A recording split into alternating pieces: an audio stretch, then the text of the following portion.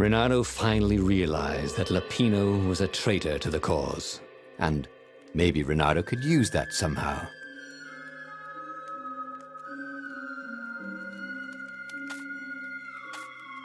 Renato couldn't quite put his paw on when he'd realized Lapino was working for the Empire.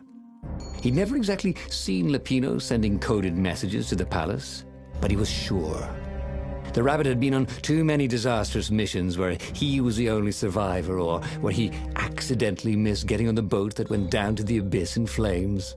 If Renato could prevent Lapino from getting back to the fleet with all the intelligence he'd probably gathered, it might be worth the trip.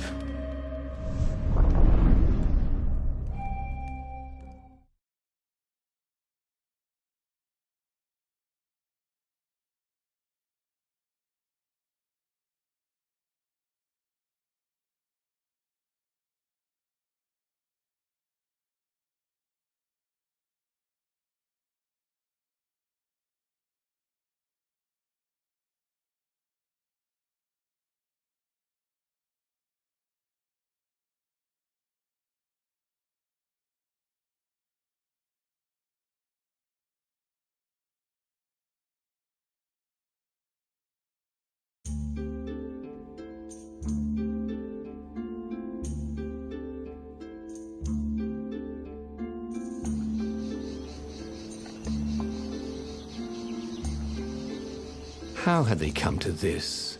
They'd been on so many adventures together.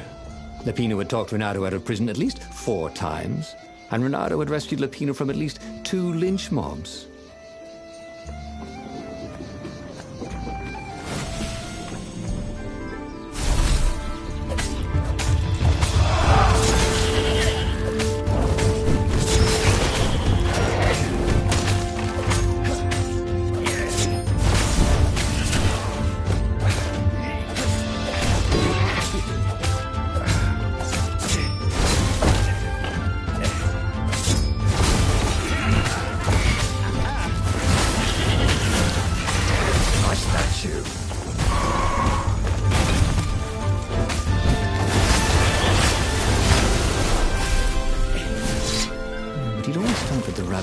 Resented him.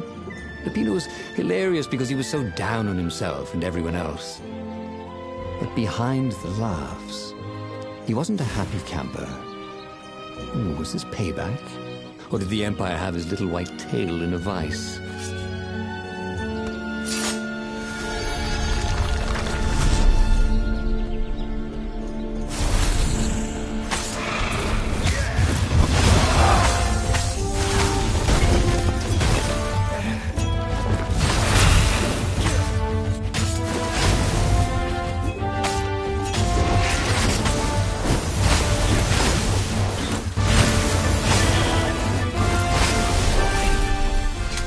Ravens were landing everywhere from dropships.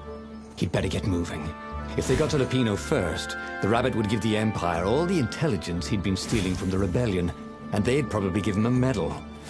He'd have to be very careful about how he played Lapino. At the slightest hint of danger, the mad rabbit would take off like a rabbit.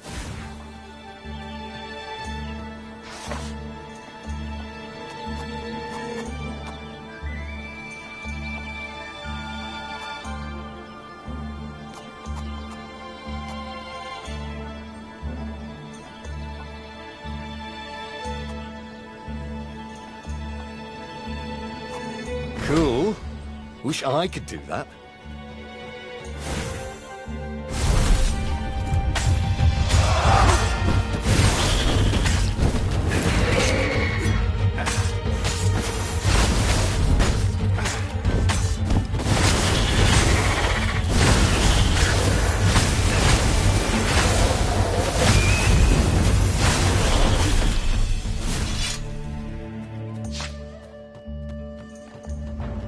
Lapino would betray him.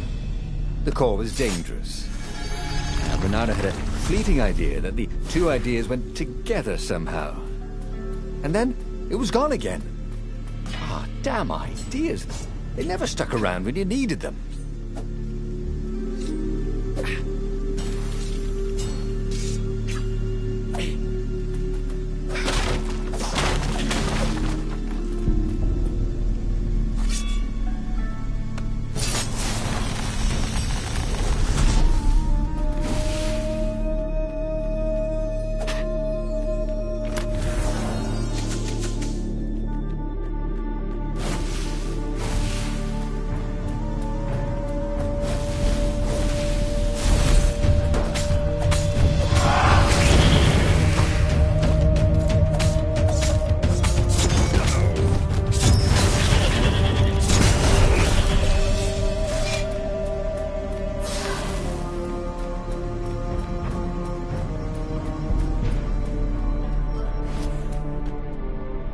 Bloody and exhausted, Renato finally reached Lapino. The rabbit was practicing shuffling his favorite deck. Now that he knew what the rabbit was, there were a few things about him that Renato didn't find so amusing anymore. You sent me an urgent message saying that you're in danger. Oh, I am. The ravens are coming.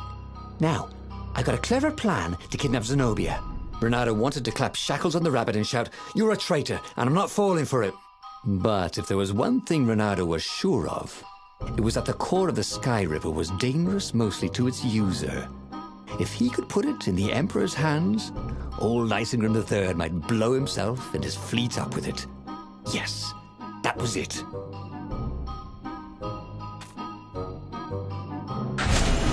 Renato felt like a real hero, brave and smart. He told the rabbit all about the Sky Ripper's God's Eye core. "I'll go get the core while you attack Zenobia," he told the rabbit. "But wait, I've an even better idea. I'll get the core and you attack Zenobia," said the rabbit. "Right, yeah, that is better," agreed Renato. Perfect. The traitor would make sure the Emperor got the core. Now Renato just needed the Emperor to use the core. If he could only get something that the Emperor wanted very badly. Zenobia. He could save her and bait the Emperor at the same time.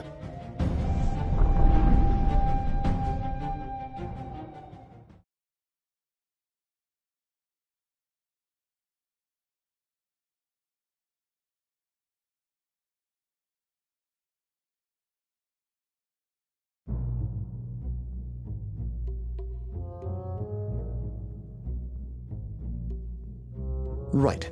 Now, all Renato had to do was fight his way through Zenobia's invading troops, sneak onto her ship and into her bedroom, and kidnap her without any of her dozens of guards alerting her. Then, he would rely on her love for him to convince her how evil her father was, so she'd run away with him instead of going back to her father, who was going to blow himself up. It did sound a little risky. But Renato had a feeling it would work out somehow. It always did.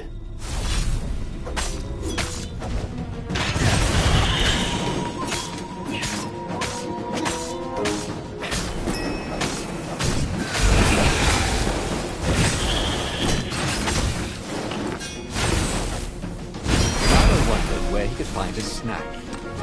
He was feeling a bit peckish.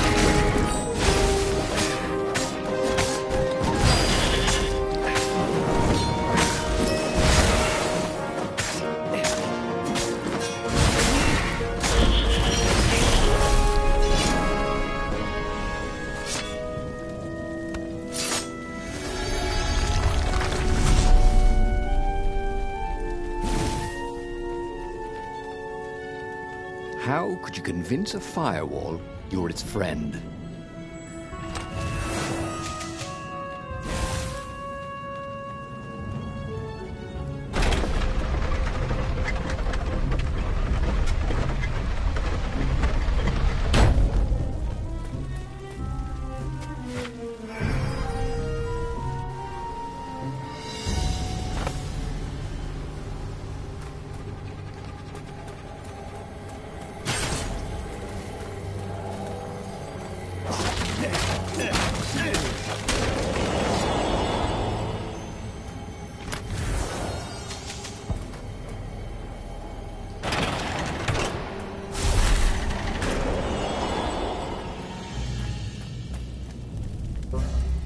Renato was halfway to Zenobia's encampment when Lapino showed up.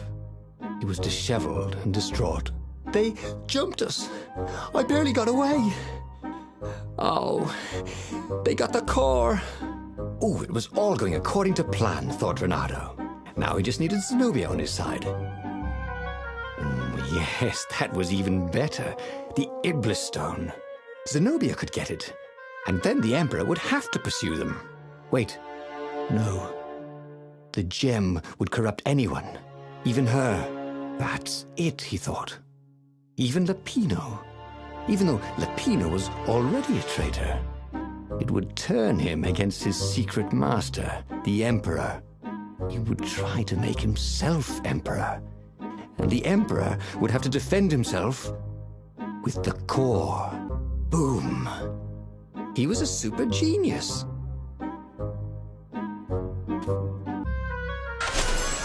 This is terrible, Bernardo told the rabbit. If only I had gone for the Iblis stone. But now it's lost in enemy territory.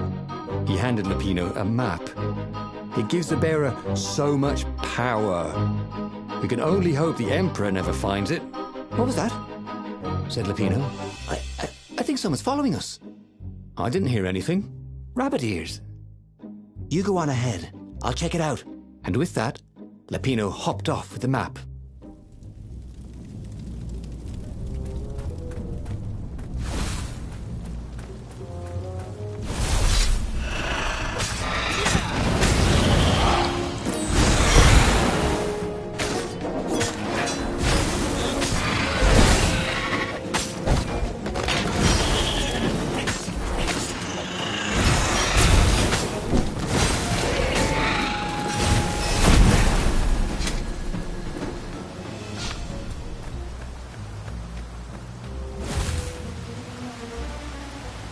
Bernardo slinked through Zenobia's ship, making no sound at all. She was curled up on her bed. He'd forgotten how beautiful she was, how sleek, how soft. He tapped her on the shoulder with his sword. She was made of smoke, and he noticed he had a very solid blade to his throat. Did you really think you could capture me? Heard a familiar voice. I just wanted to chat, said Bernardo.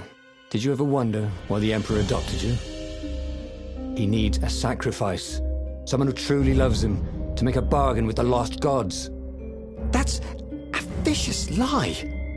He wants to bring them back. That's crazy. Why would anyone... They could make him immortal, an eater of souls. And with that, her eyes widened. She understood. Bernardo told her how he had rescued a priest whose order had been massacred, how he had slept in a burnt village. At midnight, the Emperor's victims had come to him in his dreams to tell him of the hideous eldritch rituals they'd been sacrificed in. He could still see those kittens and puppies, their wide, sad eyes, their moist noses. You can't prove that. I've got a witness at the observatory.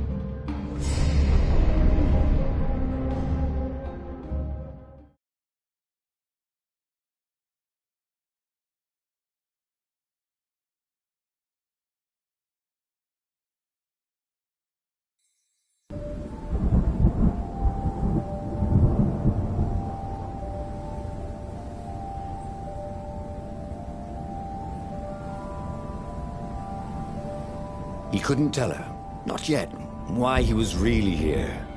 He didn't want her to be anywhere near the fleet when her father blew himself and Lapino up.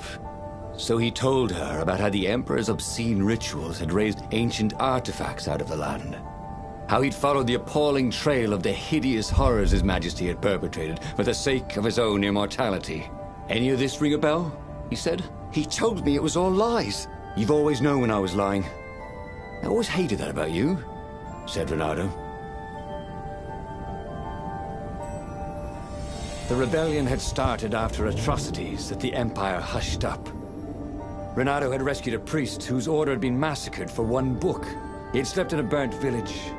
Dead kittens and puppies had come to tell him what the Emperor had done to them.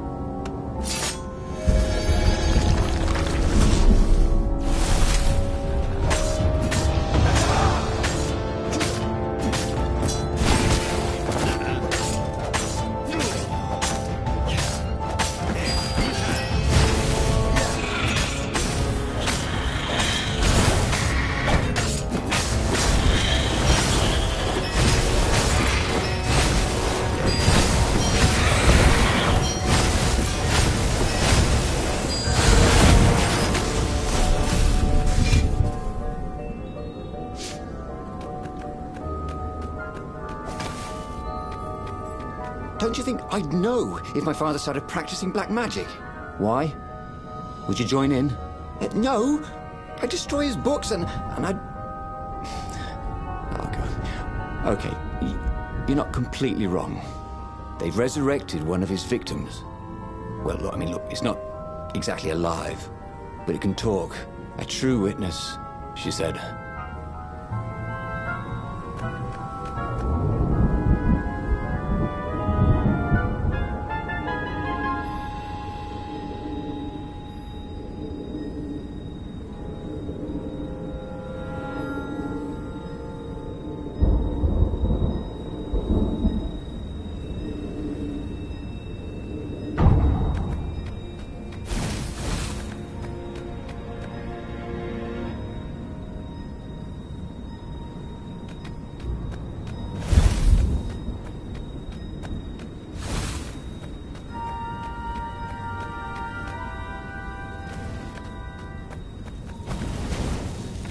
Cannon trap.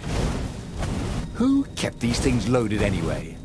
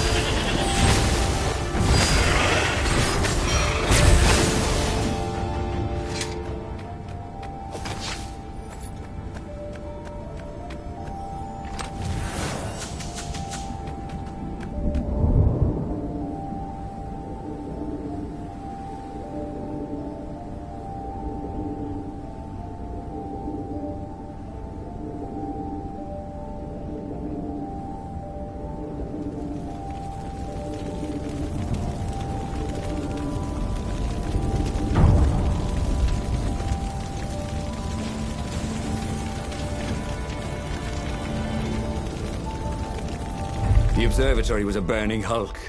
Dead scientists and black feathers everywhere. The Ravens had taken special care to burn the reanimated witness to cinders. Zenobia stared at the carnage. He didn't want me to hear the witness, did he? I guess not. What's your plan? She asked. So, Renato explained his brilliant gambit. Sending Lapino to get the Iblis Stone, become super powerful and corrupted, provoke the Emperor into using the core against him, thus blowing up both of them, and hopefully the fleet too. Let me visit your council, she said, shaken. I want to help. Could he really trust her?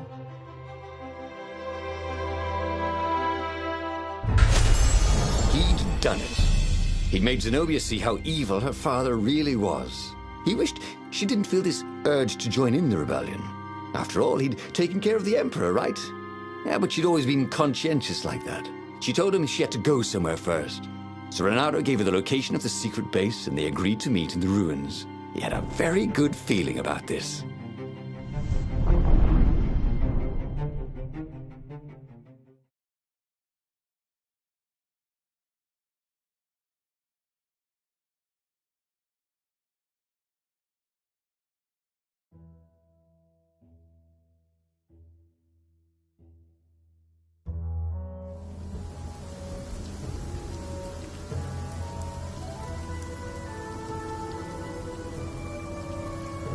What had Zenobia gone off to do? What was more important than meeting the rebel council? Had he made a mistake, sending her to the ruins? No. He knew they could trust each other. He could trust her because she never broke her word. And she could trust him because she could see right through him. Well, she'd probably be there well before him. She at least didn't have to fight her way through rainstorms of ravens.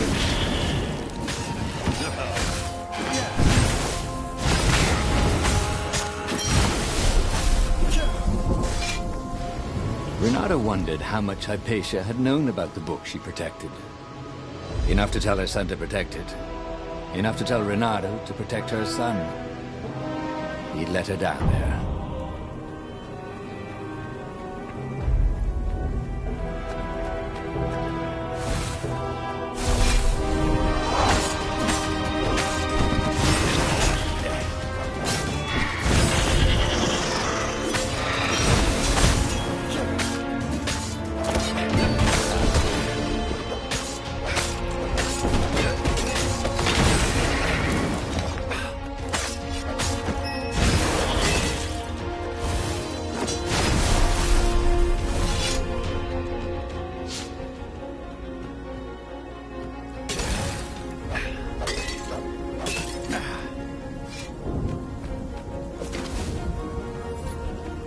Impatient.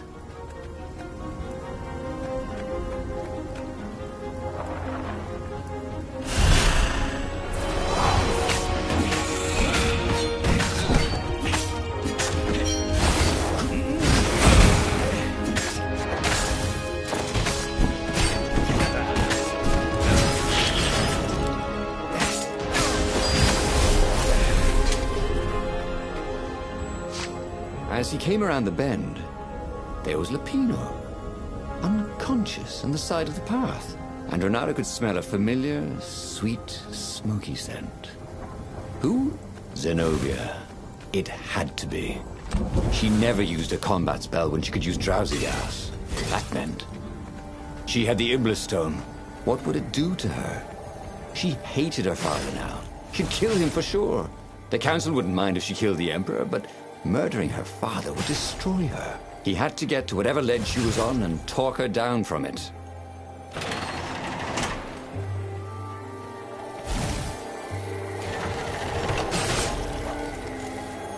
Boy, if looks could kill.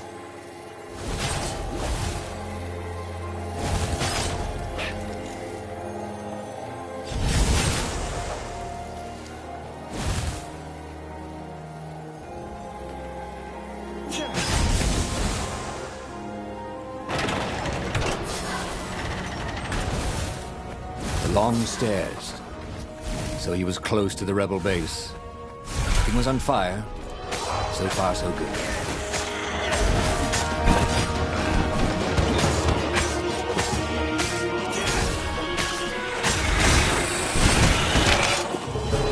I guess now I find out what's next, he thought.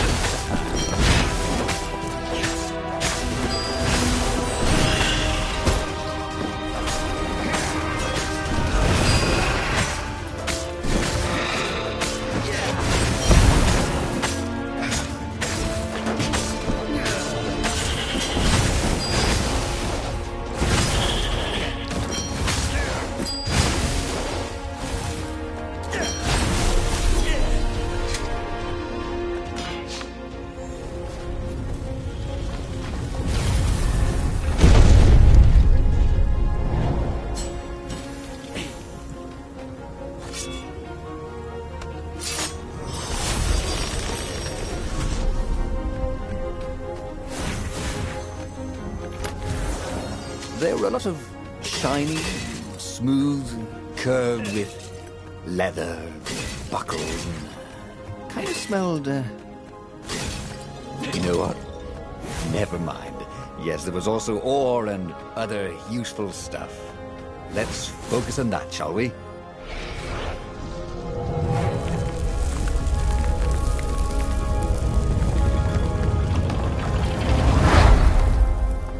Everyone in the council chamber was dead.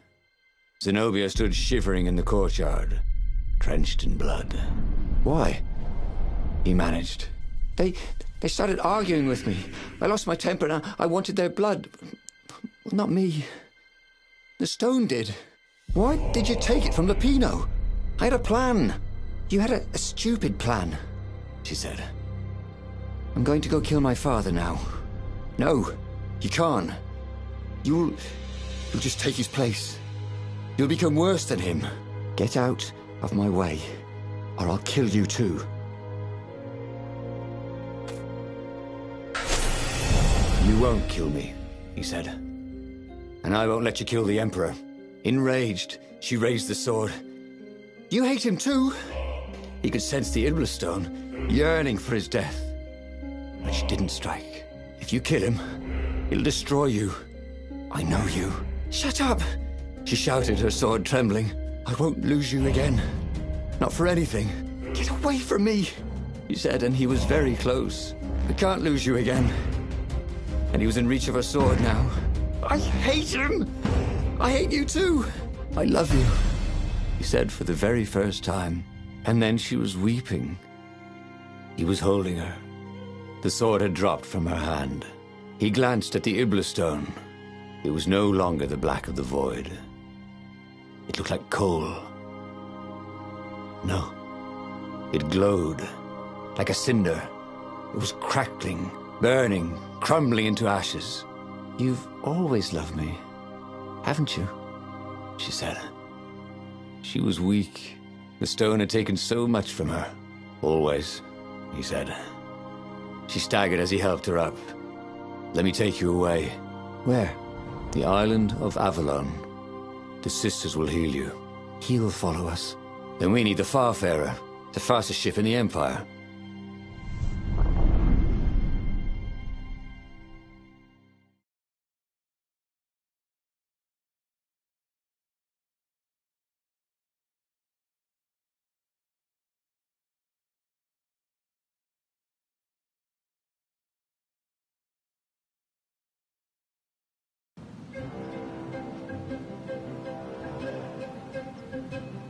The Empire had seized his ship.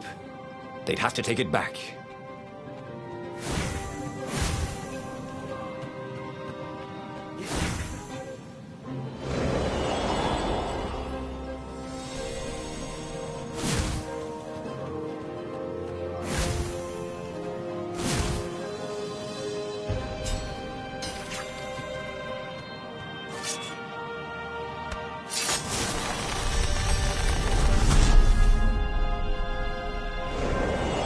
Renato had a feeling that was the back door to something. But what?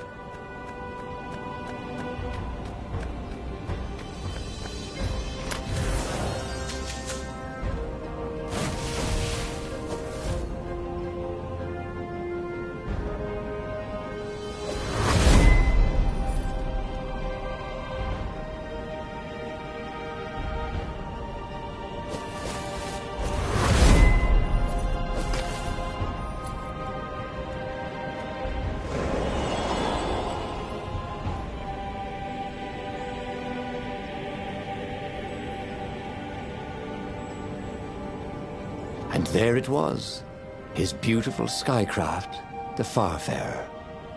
They would fare very far indeed, beyond the Empire, beyond the reach of the Empire, to the mystical island of Avalon. He didn't know exactly where it was, but he knew he could find it. And they would find peace there. Second star on the right, and straight on till morning, laughed Zenobia. And they laughed together for the first time in a long time.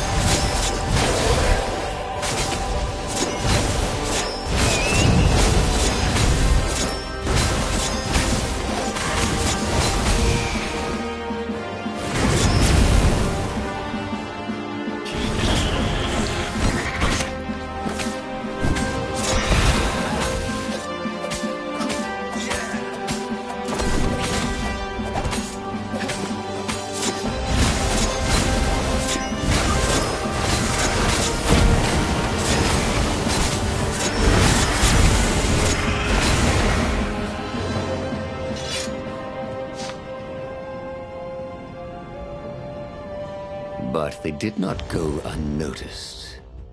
Scout ships lifted off, and the long lance of the Imperial flagship. Bernardo turned downwind to gain speed. The Raven ships could pursue, but they couldn't close. The Farspeaker croaked, "You return her and live!" "Go sacrifice yourself," yelled Bernardo. "Then you won't have her either." On the flagship, the Emperor was readying some arcane weapon. It couldn't be. It was the core. A devastating beam lanced out of the flagship. Bernardo zigzagged wildly to keep the Farfair out of it. Now the Raven scout ships were closing the distance, and the beam was getting closer too. Then came a blinding flash, and the air was searingly hot all around him. There was a thunderous, deafening roar. He could smell burnt oak and burnt feathers and burnt flesh. But when he could hear and see again, they were alive and unhurt, and they were alone in the sky. Zenobia embraced him. They had done it. Through luck and through love, they had won the war. "Avalon, here we come," he said as he held her arms wide in the prow of the boat and let her feel its speed. "Maybe the real Avalon is wherever we're together," she said. And so, after a bit of an argument, Bernardo and Zenobia went to one of the two Avalons. The one shrouded in mists, or the one in their hearts. But which one they went to, I'll never tell. He'd done it. He'd forged his own destiny. Well, he hadn't actually done it, but he knew what he would do. Bernardo smiled at the book. He practically wanted to kiss it. The kid's sacrifice hadn't been in vain. He'd saved the book and saved the world. Bernardo owed him and his mother so much. Bernardo lowered the mainsail and let the Farfarer shoot forward in the breeze. Second star to the right, and straight on till morning. This time, he would win.